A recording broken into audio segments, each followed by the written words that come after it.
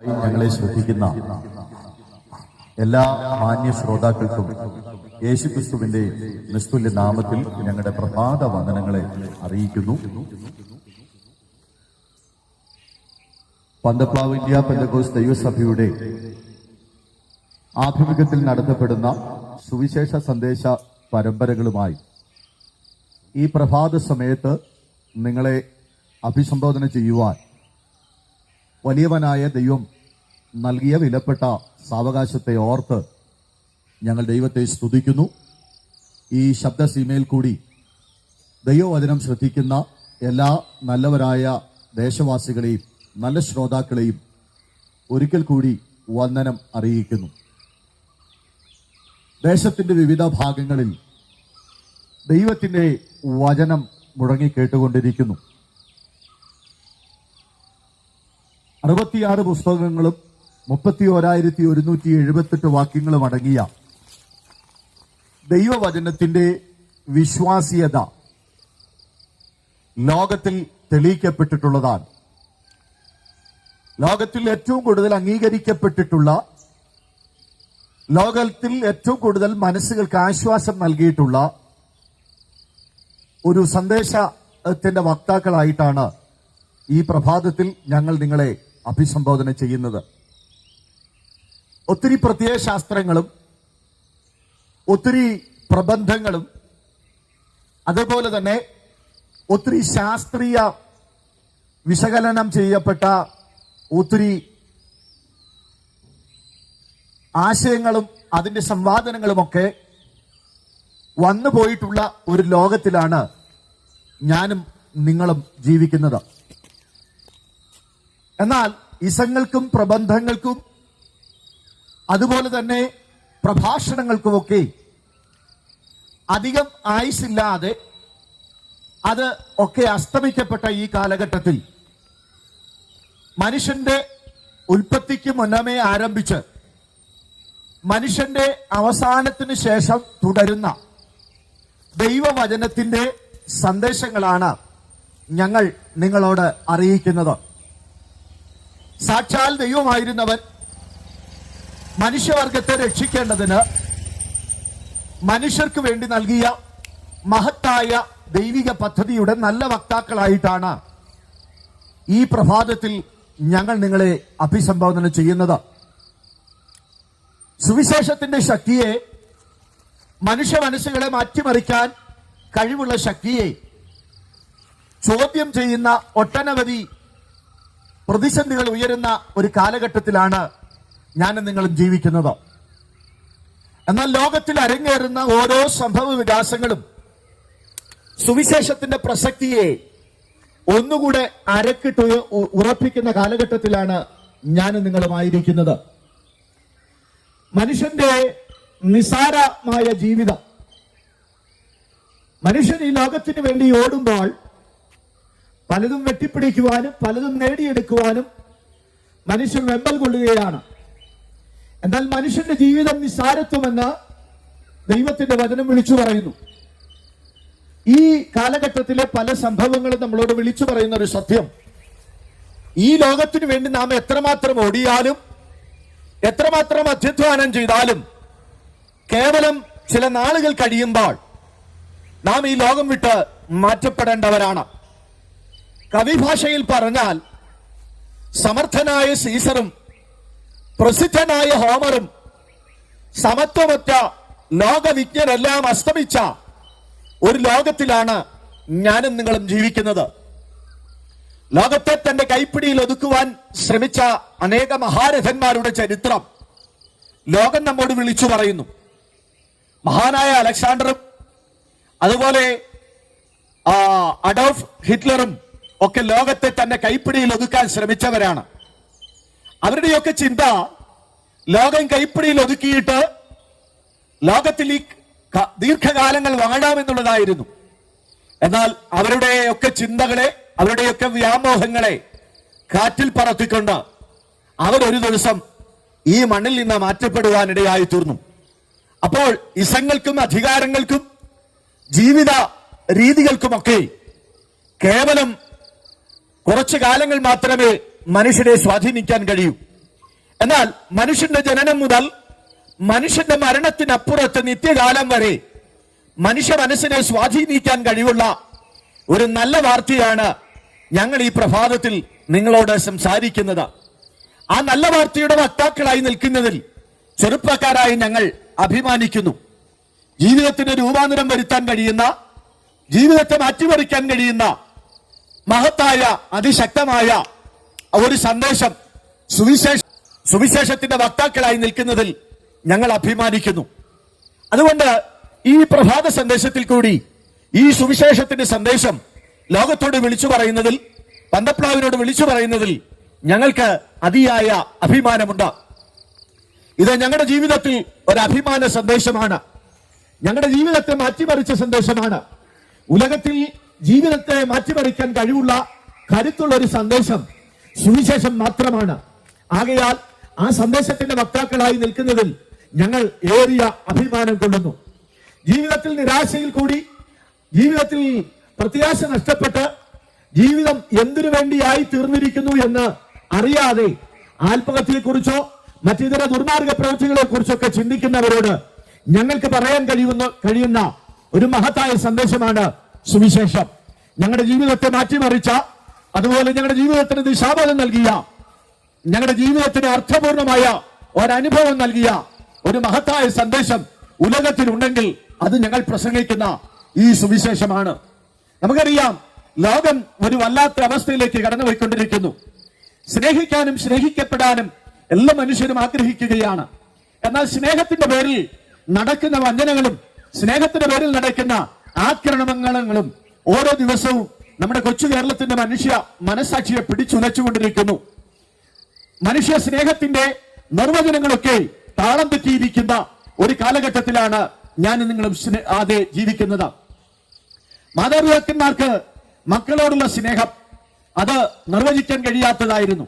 എന്നാൽ ഈ കാലഘട്ടത്തിൽ മാതാപിതാക്കൾക്ക് കുഞ്ഞുങ്ങളോടുള്ള സ്നേഹത്തെ വല്ലാത്ത നിലകളിൽ അളക്കുന്ന ഒരു കാലഘട്ടത്തിലേക്ക് നാം എത്തപ്പെട്ടിരിക്കുന്നു.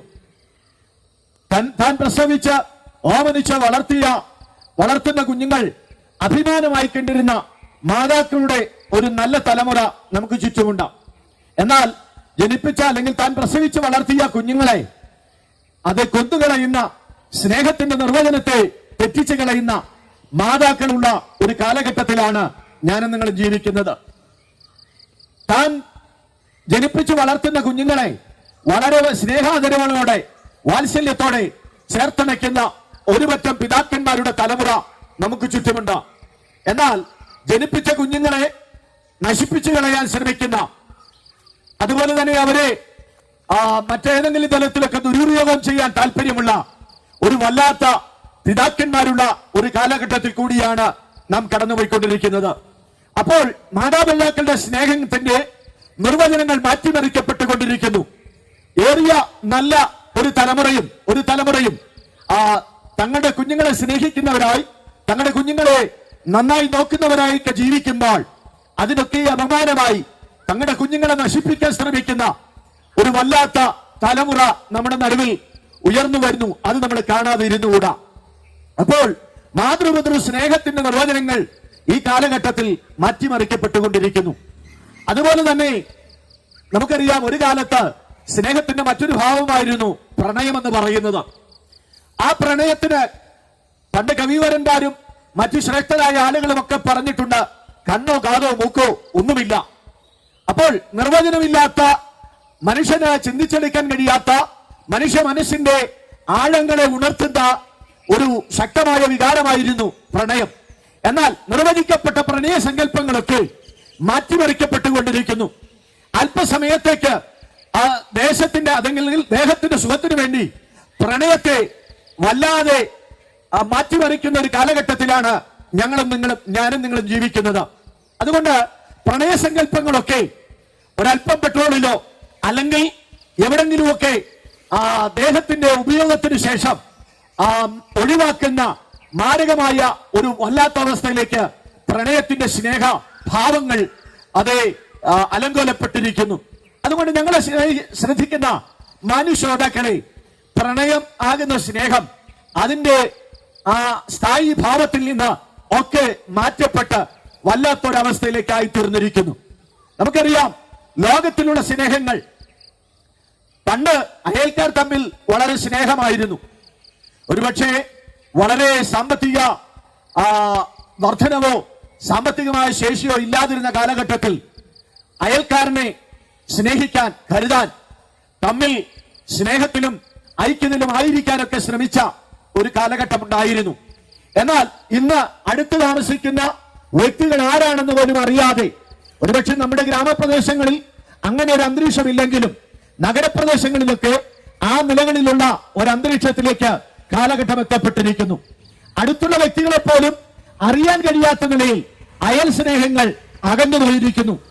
അപ്പോൾ മനുഷ്യൻ അയൽക്കാരെ അറിയാത്തവരായി, അയൽക്കാരെ സ്നേഹിക്കാൻ കഴിയാത്തവരായി തീർന്നിരിക്കുന്നു. ആ നിലകളിലുള്ള സ്നേഹത്തിന്റെ നിർവചനങ്ങളും ലോകത്തിൽ മാറ്റിമറിക്കപ്പെട്ടുകൊണ്ടിരിക്കുന്നു.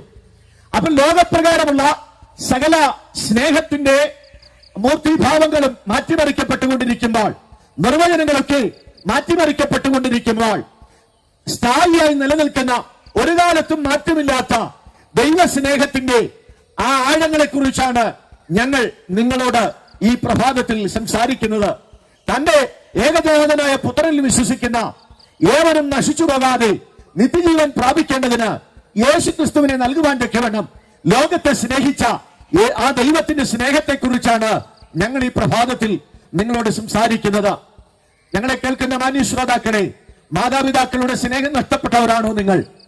അതുപോലെ തന്നെ മാതാപിതാക്കളെ സ്നേഹിക്കാൻ കഴിയാത്തവരാണോ നിങ്ങൾ? അതുപോലെ തന്നെ പ്രണയത്തിന്റെ കൊടിയ വിഷ തലങ്ങൾ അനുഭവിച്ചുകൊണ്ട് ഓരോ ദിവസങ്ങളും ജീവിതം തള്ളി നിൽക്കുന്നവരാണോ നിങ്ങൾ? അല്ല, അയൽക്കാരാൽ ഒരു കാലത്ത് സ്നേഹിക്കപ്പെട്ട് ഇന്ന് വെറുക്കപ്പെട്ടവരായി ജീവിക്കുന്നവരാണോ നിങ്ങൾ? നിങ്ങളോട് ഞങ്ങൾക്ക് പറയാനുള്ളത്, നിത്യമായി നിങ്ങളെ സ്നേഹിക്കുന്ന, നിങ്ങളുടെ ഏത് പ്രശ്നങ്ങൾക്കും പരിഹാരം നൽകാൻ പര്യാപ്തമായ ഒരു സന്ദേശമുണ്ട്. അതാണ് മനുഷ്യന്റെ മനസ്സിനെ തണുപ്പിക്കുന്ന സുവിശേഷമെന്ന് പറയുന്ന നല്ല വാർത്തയുടെ സ്നേഹം. ദൈവത്തിന്റെ മനുഷ്യനോടുള്ള സ്നേഹത്തെ ദൈവം വിളംബരം ചെയ്ത മഹത്തായ സന്ദേശമാണ് സുവിശേഷം എന്ന് പറയുന്നത്. ആ സുവിശേഷത്തെയാണ് ഞങ്ങൾ ഇങ്ങനെ ഓരോ ദേശത്തും വിളിച്ചു പറഞ്ഞുകൊണ്ടിരിക്കുന്നത്. ഒരുപക്ഷെ ലോകത്തിന് ഇത് ഭോഷത്വമായി തോന്നിയേക്കാം. എന്നാൽ ചരിത്രങ്ങൾ പരിശോധിക്കുന്ന ഓരോ വ്യക്തികൾക്കും അറിയാം, ദൈവവചനത്തിൽ നോഹ എന്ന് പറയുന്ന ശക്തനായ ഒരു മനുഷ്യനെ കുറിച്ച് എന്നൊക്കെ കാണാൻ കഴിയുന്നു. ഒരിക്കൽ ദൈവം അദ്ദേഹത്തോട് പറഞ്ഞു, ലോകത്തിനൊരു പ്രളയം ഉണ്ടാകാൻ പോകുന്നു. ഒരു ഭോഷനെ പോലെ വരുവാൻ ദൈവം പറഞ്ഞിരിക്കുന്ന ആ പ്രളയത്തെ കുറിച്ച് ലോകത്തിന്റെ വിവിധ ദിക്കുകളിൽ നിന്നുകൊണ്ട് ആ മനുഷ്യൻ വിളിച്ചു പറഞ്ഞു, ഒരു മഹാപ്രളയം വരാൻ പോകുന്നു. അതുകൊണ്ട് ആ പ്രളയത്തിൽ രക്ഷപ്പെടേണ്ടതിന് ഉണ്ടാക്കപ്പെട്ട ഒരു പെട്ടകമുണ്ട്. ആ പെട്ടകത്തിനകത്ത് പ്രവേശിക്കണം. ഈ പ്രഭാതത്തിൽ ഒരുപക്ഷെ തെരുക്കോണങ്ങളിലും വീടുകളിലും വീഥികളിലും ഒക്കെ ആയി നിന്നുകൊണ്ട് ഞങ്ങൾ ഈ മാറ്റമില്ലാത്ത സുവിശേഷം ലോകത്തോട് പ്രസംഗിക്കുമ്പോൾ, ഈ സുവിശേഷത്തെ നിന്ദിക്കുന്ന, ഈ സുവിശേഷത്തെ പുച്ഛിച്ചു തള്ളുന്ന ആധുനിക ലോകത്തോട് ഞങ്ങൾക്ക് പറയാനുള്ളത്, വാഴ്ത്തപ്പെട്ട കർത്താവ് പറഞ്ഞ ആ വലിയ സന്ദേശമാണ്. നോഹയുടെ കാലം പോലെ ഒരു കാലം വരാൻ പോകുന്നു. നോഹ അനേക കാലങ്ങൾ വലിയ ജലപ്രളയം വരാൻ പോകുന്നു എന്ന കാര്യം ലോകത്തോട് വിളിച്ചു പറഞ്ഞപ്പോൾ ആ വാർത്ത അംഗീകരിക്കാനോ ആ പെട്ടകത്തിനകത്ത് പ്രവേശിക്കാനോ ആരും കൂട്ടാക്കാതെ ആ നോഹയും കുടുംബവും മാത്രം ആ പെട്ടകത്തിനകത്ത് പ്രവേശിച്ച് ഈ ലോകത്ത് വന്ന ന്യായവിധിയാകുന്ന ദൈവത്തിന്റെ മഹാശിക്ഷാവിധിയിൽ നിന്ന് ഒഴിയപ്പെട്ടതുപോലെ ഈ പ്രഭാത സന്ദേശത്തിൽ കൂടി ലോകത്തോട് ഞങ്ങൾ വിളിച്ചു പറയുന്ന സുവിശേഷ സന്ദേശത്തിൽ കൂടി യേശുക്രിസ്തുവാദിന്റെ പെട്ടകത്തിൽ പ്രവേശിച്ച് നിത്യ ശിക്ഷാവിധിയിൽ നിന്ന് ഒഴിവുള്ളവരായി ജീവിക്കുവാൻ ഞങ്ങൾ നിങ്ങളെ ഈ പ്രഭാതത്തിൽ ആഹ്വാനം ചെയ്യുകയാണ്. ഒരുപക്ഷെ നിന്ദിക്കുന്ന ഒട്ടനവധി ആളുകൾ ഈ സുവിശേഷത്തിന്റെ സന്ദേശത്തിന്റെ ശ്രവണ പരിധിക്കുള്ളിൽ ഉണ്ട് എന്നുള്ളത് ഞങ്ങൾക്കറിയാം. എന്നാൽ അഭിമാന പുരസ്സരം ഞങ്ങൾക്ക് പറയാൻ കഴിയുന്ന ഒരു വലിയ സത്യമുണ്ട്. ഞങ്ങൾ ഈ വിളിച്ചു പറയുന്ന സുവിശേഷ സന്ദേശം ഒരുപക്ഷെ ഓരോ മനുഷ്യരും നിന്ദിച്ചേക്കാം. എന്നാൽ ഒരു നിന്ദയ്ക്കും മാറ്റിമറിക്കാൻ കഴിയാത്ത ഒരു വലിയ ശിക്ഷാവിധി ലോകത്തിലേക്ക് കടന്നു വരുന്നു. അതുകൊണ്ട് ദൈവത്തിന്റെ സ്നേഹത്തെ, യേശുക്രിസ്തുവിൽ കൂടി വെളിപ്പെടുത്തപ്പെട്ട ദൈവത്തിന്റെ സ്നേഹത്തെ അംഗീകരിക്കാത്ത ഒരു വ്യക്തിക്ക് പോലും ദൈവത്തിന്റെ ശിക്ഷാവിധിയിൽ നിന്ന് ഒഴിഞ്ഞു മാറാൻ കഴിയത്തില്ല അതുകൊണ്ട് ഞങ്ങളെ കേൾക്കുന്ന മാന്യ ശ്രോതാവേ, നിങ്ങൾക്ക് ലഭിക്കുന്ന ഈ അസുലഭമായ അവസരത്തെ നിങ്ങൾ ആവോളം പ്രയോജനപ്പെടുത്തുവാൻ ഈ പ്രഭാത സന്ദേശത്തിന്റെ പ്രാരംഭ സമയങ്ങളിൽ തന്നെ ഞങ്ങൾ നിങ്ങളെ ആഹ്വാനം ചെയ്യുകയാണ്. അപ്പോൾ യേശുക്രിസ്തുവിൽ കൂടി ലോകത്തിൽ നൽകപ്പെട്ട ദൈവസ്നേഹം, ദൈവം സ്നേഹമാകുന്നു എന്ന് നമുക്കറിയാം. സാധാരണഗതികൾ പണ്ട് എഴുത്തുകൾ നിലവിലുണ്ടായിരുന്ന കാലഘട്ടത്തിൽ എഴുത്തുകൾ എഴുതുന്ന പ്രിയപ്പെട്ടവർ ആദ്യം എഴുതിയിരുന്നത് ഗോഡ് ഈസ് ലവ് എന്നാണ്. ദൈവം സ്നേഹമാകുന്നു. അപ്പോൾ ദൈവം സ്നേഹമാകുന്നു എന്ന ലോക തത്വം അറിഞ്ഞതുകൊണ്ട് നമുക്ക് കാര്യമില്ല. അപ്പോൾ ദൈവം സ്നേഹമാകുന്നു. ആ സ്നേഹത്തിന്റെ വെളിപ്പെടുത്തപ്പെട്ട ഭാവമാണ് യേശുക്രിസ്തു. യേശുക്രിസ്തു സ്നേഹത്തിന്റെ ദിശയ്ക്ക്, സ്നേഹത്തിന്റെ ജീവിതചര്യകൾക്ക് പുതിയ അർത്ഥങ്ങൾ നൽകുന്ന വ്യക്തിയാണ്. ഞാൻ മുന്നേ പറഞ്ഞതുപോലെ മാതാപിതാക്കളുടെ സ്നേഹം, മക്കളുടെ സ്നേഹം, അതുപോലെ അയൽക്കാരുടെ സ്നേഹം, ഏറ്റവും സ്നേഹിക്കുന്ന പ്രണയ ജോഡികളുടെ സ്നേഹം, അതൊക്കെ ലോകത്തിൽ നാശത്തിലേക്ക് പോയിക്കൊണ്ടിരിക്കുമ്പോൾ ലോകത്തിൽ അർത്ഥവത്തായ ഏക സ്നേഹം യേശുക്രിസ്തുവിൽ കൂടി ദൈവം വെളിപ്പെടുത്തിയ ദൈവത്തിന്റെ സ്നേഹമാണ്. ഇതൊരുപക്ഷെ നമുക്കെല്ലാവർക്കും അറിയാവുന്നവരാണ്. യേശു നമ്മെ സ്നേഹിക്കുന്നു എന്നുള്ള ദൈവിക സന്ദേശം ഒട്ടനവധി പ്രാവശ്യം മുടങ്ങിക്കേട്ടിട്ടുള്ള ഒരു ദേശത്താണ് ഞങ്ങൾ ഈ പ്രഭാതത്തിലായിരിക്കുന്നത്. അതുകൊണ്ട് മാന്യ ശ്രോതാക്കളെ, യേശു സ്നേഹമാണെന്നും ദൈവം സ്നേഹമാണെന്നും ഒക്കെ അറിഞ്ഞിട്ടുള്ളവരാണ് ഞങ്ങളെ കേൾക്കുന്ന മാന്യ ശ്രോതാക്കൾ. എന്നാൽ ആ യഥാർത്ഥമായ ദൈവസ്നേഹം അതിന്റെ പൂർണ്ണമായ അർത്ഥതലത്തിൽ അനുഭവിക്കാൻ കഴിയാതിരിക്കുന്നതിന്റെ കാരണം എന്താണ്? നമുക്കറിയാം, മനുഷ്യനിൽ കുടികൊള്ളുന്ന പാപമാണ് ദൈവത്തിന്റെ ആഴമായ സ്നേഹത്തിന്റെ ശ്രേഷ്ഠമായ അനുഭവങ്ങൾ മനുഷ്യന് അനുഭവിക്കാൻ കഴിയാതിരിക്കുന്നത്. ലോകത്തിൽ ഈ പാപത്തെ മറികടന്നുകൊണ്ട് ദൈവത്തെ കണ്ടെത്താൻ എല്ലാ മനുഷ്യരും ആഗ്രഹിക്കുന്നു. ഒരു നല്ല മനുഷ്യനായി ജീവിക്കുക എന്നുള്ളത് ലോകത്തിന്റെ സ്വപ്നമാണ്. നമുക്കറിയാം, മദ്യപിക്കാത്ത, കൊലപാതകം ചെയ്യാത്ത, വ്യഭിചാരം ചെയ്യാത്ത, അതുപോലെ തന്നെ ദാനധർമ്മങ്ങൾ കൊടുക്കുന്ന, കൂട്ടുകാരനെ സ്നേഹിക്കുന്ന ഒട്ടനവധി മാന്യ വ്യക്തിത്വങ്ങൾ എനിക്ക് ചുറ്റുമുണ്ടാവും. എന്നാൽ ലോകപ്രകാരം ഒരു നല്ല വ്യക്തിയായി തീർന്നാൽ നമുക്ക് ദൈവസ്നേഹം അനുഭവിച്ച് ദൈവത്തിലേക്ക് അടുത്തു വരാമെന്നുള്ള ഒരു മിഥ്യാധാരണ ലോകത്തിൽ നിന്നും ഉടലെടുത്തിട്ടുണ്ട്. നല്ലവരായി ജീവിക്കണം, ഈ പറയപ്പെട്ടതായ കാര്യങ്ങളൊക്കെ അംഗീകരിച്ച് നല്ലവരായി ജീവിക്കുന്നത് നല്ലതാണ്. എന്നാൽ നല്ലവരായി ജീവിക്കുന്നത് കൊണ്ട് മാത്രം ദൈവം വാഗ്ദത്തം ചെയ്ത നിത്യതയോ സ്വർഗരാജ്യമോ നമുക്ക് ലഭിക്കണമെന്നില്ല. നല്ലവരായി ജീവിച്ചാൽ സമൂഹത്തിനും ദേശത്തിനും നല്ല വ്യക്തിത്വങ്ങളെ ലഭിക്കും. എന്നാൽ അവരവർക്ക് നന്നായി പോകണമെന്നുണ്ടെങ്കിൽ, നിത്യമായ ഒരു സ്വർഗത്തിലേക്കോ നിത്യതയിലേക്കോ പോകണമെന്നുണ്ടെങ്കിൽ നല്ല വ്യക്തിയായി ജീവിച്ചതുകൊണ്ട് മാത്രം കഴിയത്തില്ല. എന്നാൽ നല്ല വ്യക്തിയായി ജീവിക്കേണ്ട മനുഷ്യൻ നല്ല വ്യക്തിയായി ജീവിക്കണം. അപ്പോൾ നല്ല വ്യക്തിയായി ജീവിച്ചാൽ അതിന്റെ പൂർണ്ണമായ അർത്ഥവ്യാപ്തിയോടുകൂടി നല്ല വ്യക്തിയായി ജീവിച്ചാൽ മാത്രമേ അതെ മനുഷ്യന് മോക്ഷപ്രാപ്തി ലഭ്യമാകത്തുള്ളൂ. അപ്പോൾ ദൈവസ്നേഹത്തിലേക്ക് മനുഷ്യന് കടന്നു വരാൻ കഴിയാതിരിക്കുന്നതിന്റെ കാരണം മനുഷ്യനിൽ വസിക്കുന്ന പാപം എന്ന് പറയുന്ന മാരകമായ കാര്യമാണ്. അപ്പോൾ ഏറ്റവും നല്ല മനുഷ്യൻ പോലും, ഏറ്റവും നല്ല പ്രവൃത്തികൾ ചെയ്യുന്ന മനുഷ്യൻ പോലും വചനത്തിന്റെ അടിസ്ഥാനത്തിൽ ഇങ്ങനെ വായിക്കുന്നു: നല്ലവൻ ഒരുവനും ഇല്ല, ഒരു വ്യത്യാസവുമില്ല, എല്ലാവരും പാപം ചെയ്ത് ദൈവ തേജസ് ഇല്ലാത്തവരായി തീർന്നിരിക്കുന്നു. അപ്പം നല്ല പ്രവൃത്തികൾ ചെയ്യുന്ന മനുഷ്യനോട്, നല്ല കാര്യങ്ങൾ ചെയ്യുന്ന മനുഷ്യനോട്, നിങ്ങൾ ചെയ്യുന്നത് നല്ലതാണ്, പക്ഷേ നിങ്ങളിൽ വസിക്കുന്ന പാപം എന്ന് പറയുന്ന മഹാവിപത്ത് നിങ്ങളെ ദൈവസ്നേഹത്തിന്റെ ആഴങ്ങൾ അനുഭവിക്കാൻ കഴിയാത്ത നിലയിൽ നിരാശയിലേക്കും ഉത്കണ്ഠയിലേക്കും ജീവിതത്തിന്റെ കൈപ്പേറിയ അനുഭവങ്ങളിലേക്കും നിങ്ങളെ തള്ളിയിട്ടിരിക്കുകയാണ്. നമുക്കറിയാം, ഒട്ടനവധി നല്ല പ്രവൃത്തികൾ ചെയ്ത ഒത്തിരി വ്യക്തിത്വങ്ങൾ നമ്മുടെ ഈ കൊച്ചു കേരളത്തിലുണ്ട്. എന്നാൽ ഒട്ടനവധി നല്ല പ്രവൃത്തികൾ ചെയ്ത ആ പ്രിയപ്പെട്ടവരിൽ പലരും ഒടുവിൽ ജീവിതത്തിൽ ആത്മഹത്യയുടെ അനുഭവത്തിൽ കൂടി കടന്നുപോയ ചരിത്രം നമുക്ക് മനസ്സിലാക്കാൻ കഴിയുന്നുണ്ട്. തങ്ങൾക്കുണ്ടായിരുന്ന വസ്തുവകളോ തങ്ങൾക്കുണ്ടായിരുന്ന സമ്പത്തുകളോ ഒക്കെ വിറ്റ് മറ്റുള്ളവരെ ആവോളം സഹായിച്ച ഒത്തിരി പ്രിയപ്പെട്ടവർ ജീവിതത്തിന്റെ ഒടുവിൽ മുൻപോട്ട് കടന്നു വന്ന സമയങ്ങളിൽ നിരാശ എന്ന് പറയുന്ന മഹാവിപത്ത് അവരെ പിടികൂടിയിട്ട് അവർ ആത്മഹത്യ ചെയ്ത് ഈ ലോകത്തുനിന്ന് മാറ്റപ്പെട്ട ഒട്ടനവധി വാർത്തകൾ നമുക്ക് അറിയാൻ കഴിയുന്നു. അപ്പോൾ ഏറ്റവും നല്ല മനുഷ്യന് പോലും ആത്മഹത്യയിൽ അഭയം കണ്ടെത്തുന്നതിന്റെ കാരണം എന്താണ്? യഥാർത്ഥമായ പാപക്ഷമ അനുഭവിച്ച ദൈവസ്നേഹത്തിലേക്ക് അവർക്ക് കടന്നു വരാൻ കഴിയുന്നില്ല.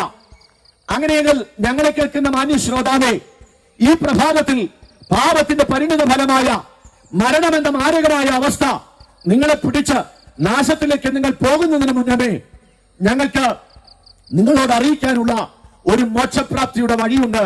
അതാണ് സാക്ഷാൽ യേശുക്രിസ്തുവിന്റെ വഴി. യേശുക്രിസ്തു ലോകത്തിൽ കടന്നു വന്നപ്പോൾ താൻ അവകാശപ്പെട്ടതിൽ ഏറ്റവും അനുഗ്രഹീതമായ ഒരവകാശവാദമായിരുന്നു, ഞാൻ തന്നെ വഴിയാകുന്നു, ഞാൻ തന്നെ വഴിയും സത്യവും ജീവനുമാകുന്നു.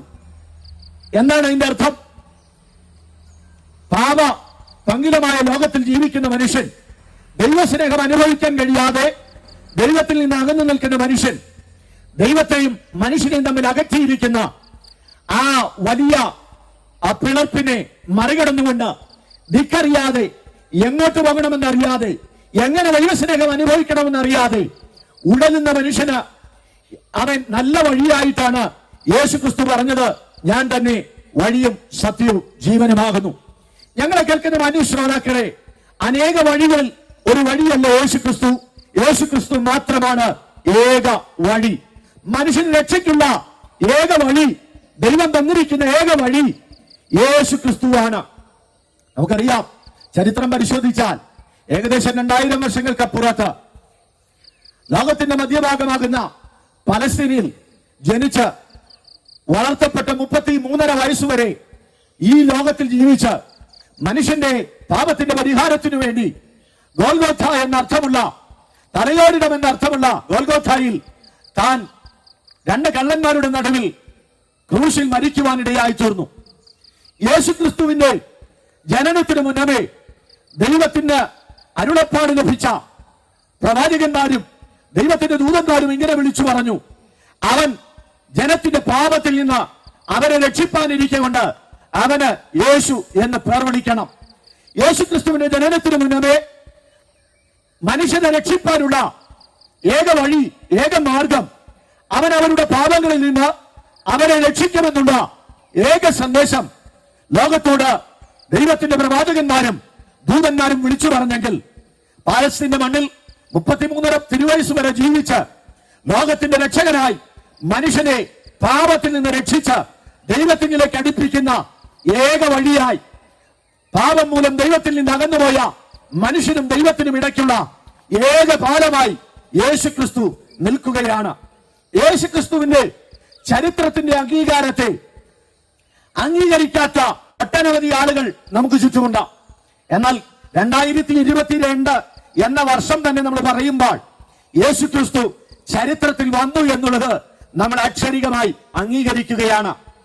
ചരിത്രത്തെ AD എന്നും BC എന്നും 2 തിരിച്ചുകൊണ്ടാണ് യേശുക്രിസ്തു ലോകത്തിൽ ജനിക്കുവാനിടയായി തീർന്നത്. അതുകൊണ്ട് ഞങ്ങളെ കേൾക്കുന്ന മാന്യ ശ്രോതാക്കളെ, യേശുക്രിസ്തു ലോകത്തിൽ വന്നു എന്നുള്ളത് എല്ലാവരും അംഗീകരിപ്പാനും വിശ്വസിപ്പാനും യോഗ്യമായ വചനം തന്നെയാണ്. എന്തിനാണ് യേശു ലോകത്തിൽ വന്നത്? മനുഷ്യന്റെ പാപത്തിൽ നിന്ന് മനുഷ്യനെ രക്ഷിച്ച് ദൈവസ്നേഹത്തിലേക്ക് മനുഷ്യനെ മടക്കിക്കൊണ്ടുവരാനാണ്. എന്നാൽ ഏറിയ ആളുകൾക്കും യേശുക്രിസ്തു ക്രൂശിൽ നിർവഹിക്കപ്പെട്ട പരമയാഗത്തിന്റെ ആഴമായ വില മനസ്സിലാക്കാൻ കഴിയാതെ യേശുക്രിസ്തു ക്രൂശിൽ പറഞ്ഞതായ ഒരു വാക്യം ഇതാണ്, സകലതും നിവൃത്തിയായി. മാനവകുലത്തിന്റെ രക്ഷയ്ക്ക് ഉതകുന്ന സകല ക്രമീകരണങ്ങളും നിവൃത്തിയായെന്ന് യേശു ക്രൂശിൽ പറഞ്ഞപ്പോൾ ഇന്നും മനുഷ്യ സൽക്കർമ്മങ്ങൾ കൂടി, പുണ്യ പ്രവർത്തികളിൽ കൂടി, തീർത്ഥാടനങ്ങളിൽ കൂടി ഒക്കെ യേശുക്രിസ്തുവിനെ കണ്ടെത്തുവാൻ, ദൈവത്തെ കണ്ടെത്തുവാൻ വൃഥാ പരിശ്രമം ചെയ്യുകയാണ്. എന്നാൽ അങ്ങനെയുള്ള മനുഷ്യനെ നോക്കി ദൈവത്തിന്റെ വചനം വിളിച്ചു പറയുന്നു, എന്റെ നീതിമാൻ വിശ്വാസത്താൽ ജീവിക്കും. ഒരു പ്രവൃത്തികളും അതിന് കാരണമല്ല. രക്ഷയ്ക്ക് ഒരു പ്രവൃത്തികളും പര്യാപ്തമല്ലെന്ന് വളരെ ആധികാരികമായി ദൈവത്തിന്റെ വചനം വിളിച്ചു പറയുന്നു.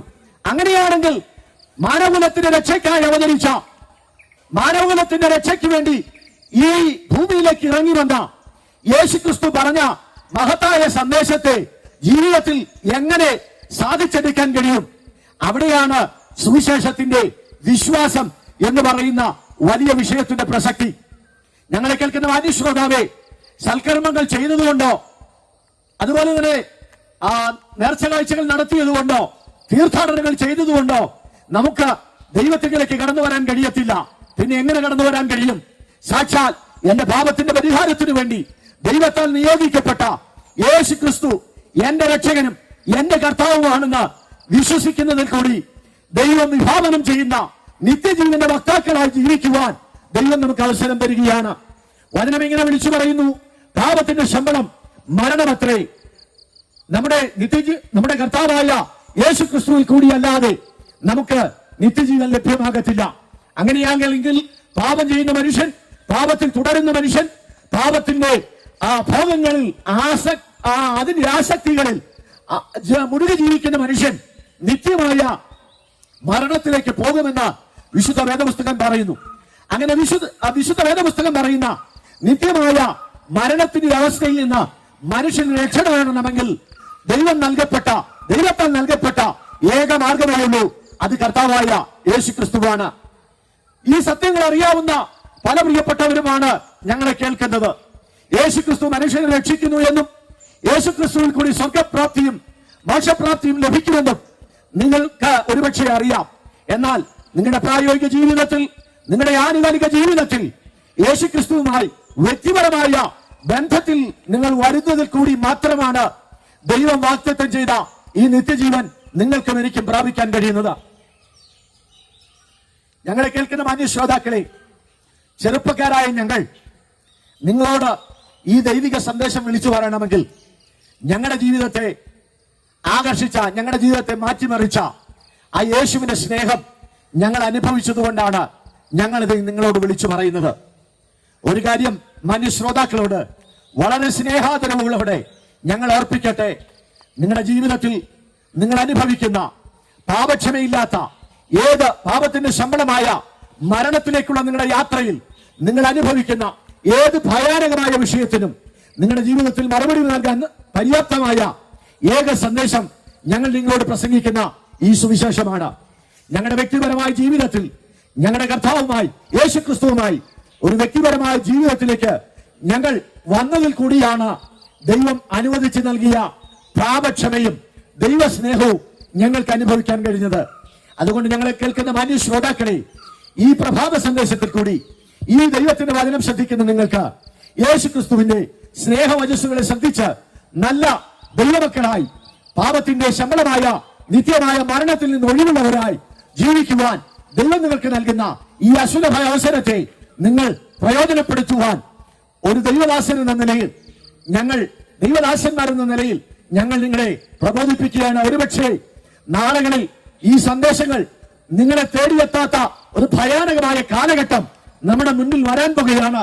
അതുകൊണ്ട് നോഹയുടെ കാലത്തിൽ പ്രളയം പെട്ടെന്ന് വന്ന് ഭവിച്ച് മനുഷ്യൻ നഷ്ടപ്പെട്ടതുപോലെ നാശഹേതുവാകുന്ന മഹാസംഭവങ്ങൾ, മഹാവിപത്തുകൾ ലോകത്തിലേക്ക് കടന്നു വരുന്ന ഒരു കാലഘട്ടത്തിൽ ദൈവം നിങ്ങൾക്ക് നൽകുന്ന ഏറ്റവും ഒടുവിലെ അവസരമായി ഈ അവസരത്തെ പരിഗണിച്ചുകൊണ്ട് നിങ്ങളുടെ വ്യക്തിപരമായ ജീവിതത്തിൽ യേശു ക്രിസ്തുവിനെ സ്വീകരിച്ച് ഒരു നല്ല ദൈവവൈതലായി പാപക്ഷമയും ദൈവസ്നേഹവും അതുപോലെ നിത്യമായ ജീവിതവും അനുഭവിക്കുവാൻ ഞങ്ങൾ നിങ്ങളെ ഈ പ്രഭാതത്തിൽ ക്ഷണിച്ചുകൊണ്ട് ഞങ്ങളുടെ വാക്കുകൾക്ക് വിരാമം കുറിക്കുന്നു. ഈ വാക്കുകളാൽ ദൈവം നമ്മെ ഓരോരുത്തരെയും അനുഗ്രഹിക്കുമാറാകട്ടെ.